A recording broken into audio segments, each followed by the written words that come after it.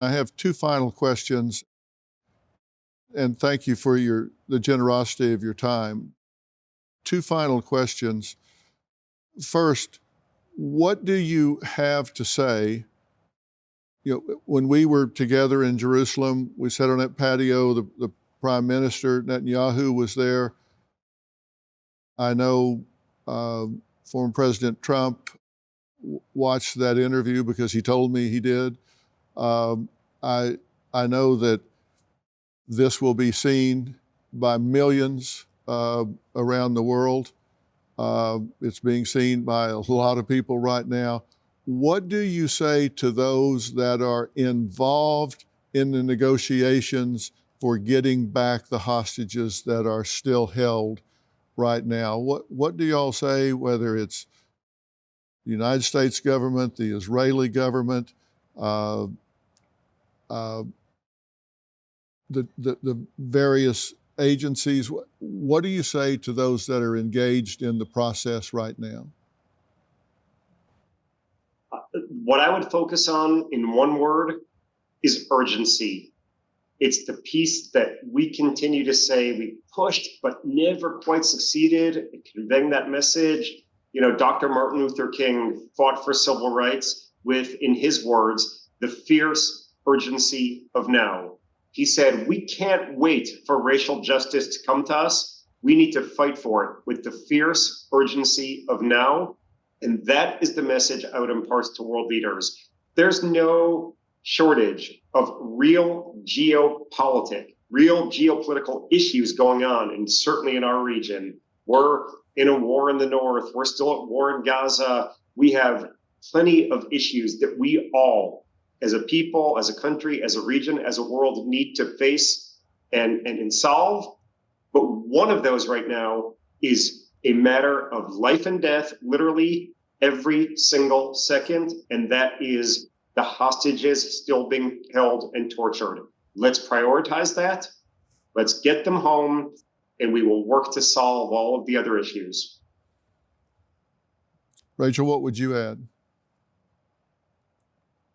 I think that the single item that can be the relief of the pressure in this entire region, and obviously, as everyone well knows, there are also not just thousands and thousands of people suffering in Israel. There are thousands and thousands of people suffering in Gaza and in this entire region. And the pressure valve is this hostage issue.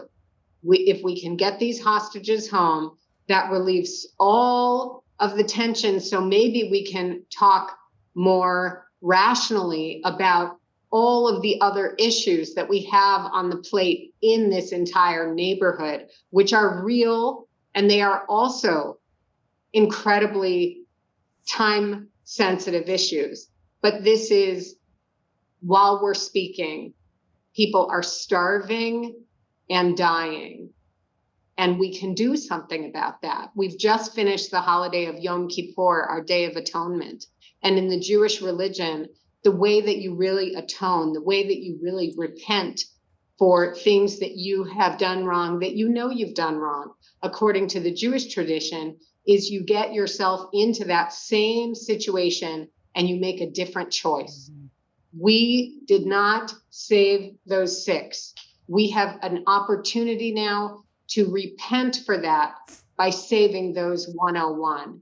And I would encourage everyone who is with power, with influence, with leadership, to do it now. Well, you say that so well. You mentioned Martin Luther King, and you recall he said the most pernicious danger is not the manifest action of those with bad intentions. It is the apathy and inaction of well-meaning citizens. Mm-hmm.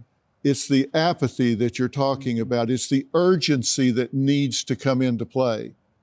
Apathy is what can create the most problems for those that are still held captive. We can't live with apathy. We must have urgency, and you guys say it so very well. The last question I have is, what message do you have for the families of the 100+ that still have someone held in captivity? Well, we've said every single day, hope is mandatory. It's not a suggestion and it's not advice. And they all know it. I mean, we've been part of that hostage family cohort since October 7th of last year. Tragically, our hostage, we did get home, not the way that we wanted him, but we got him home. And I truly want to continue sending, which I do daily in my daily prayers. I send prayers to the hostages by name and their families. And I just pray for their continued strength and resilience. It is as our friend Ruby Hen, who has a son who was killed last October 7th, his body was taken. It is still being held hostage in Gaza. He has said, you're sprinting a marathon every single day. And I wish them, all of them, continued courage and stamina and always, always hope. Because when you fall to the other side of hope, that's despair. And that's a really dangerous place to be. Well, that's such a great message. Jon, anything you want to add? No, I think that's it. I guess what I would say is we were actively in this struggle every second for 330 days. And although we got Hersh and we gave him a proper burial, we know what the other families are going through. And so to the extent that this gives them any help, any hope, any strength, I want them to know we are still in the struggle with you and we are not stopping until we get all of the remaining hostages home. So well said. Jon, Rachel, thank you both so much for joining me today. I appreciate this. I hope to see you both in person very soon. And just know that you're in our hearts and prayers. And I know that God holds Hersh in his hands as well as the two of you. And you'll get through this, but you'll never forget it. And that's not what we want to do. And you've honored Hersh by the words you've spoken here today, the feelings that you've shared here today. You've done him proud. So God bless him and God bless the two of you. And I look forward to being with you in person very soon. Thank you. Thank you. We appreciate your support throughout this. Very much. Thank you.